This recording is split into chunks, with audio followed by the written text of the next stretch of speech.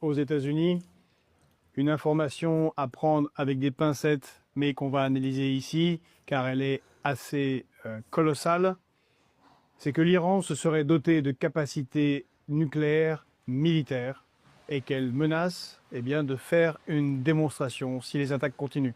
Alors l'information vient de sources fiables, pakistanaises, relayées pour le moment sur des réseaux sociaux américains par Larry Johnson, vous le connaissez sûrement, analyste CIA pendant plusieurs décennies, et par Pepe Escobar, que vous avez vu sur Fréquence Populaire, un des très très grands journalistes, reporters de guerre de terrain, qui s'était illustré en particulier dans les conflits en Irak, en Syrie et au Yémen.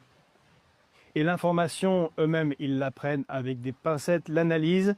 Elles disent que elle a été transmise par leurs sources très fiables au niveau du gouvernement pakistanais et que clairement, ils voulaient que cette information sorte. Donc, encore une fois, ce n'est pas certain que l'Iran ait cette capacité nucléaire. En tout cas, des officiels en Iran et au Pakistan souhaitent que cette information que l'Iran aurait des capacités nucléaires sorte publiquement.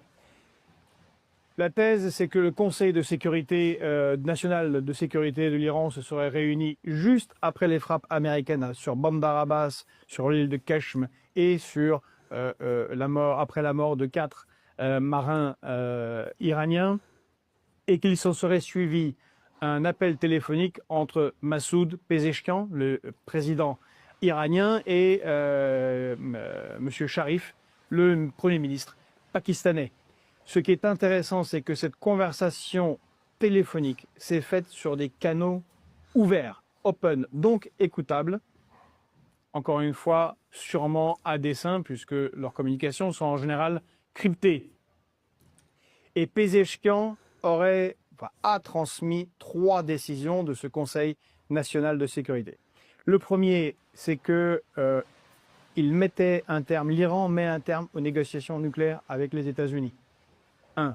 2. Retrait iranien du traité de non-prolifération des armes nucléaires. On vous avait dit qu'il y avait déjà eu un vote en ce sens il y a 1 mois au Parlement iranien. Et refus de tout nouvel accord de type JCPOA, c'est-à-dire les accords de Vienne sur le nucléaire iranien dont Donald Trump était sorti unilatéralement en 2018 lors de sa première présidence. 3e demande, si les attaques contre l'Iran continuent, l'Iran procédera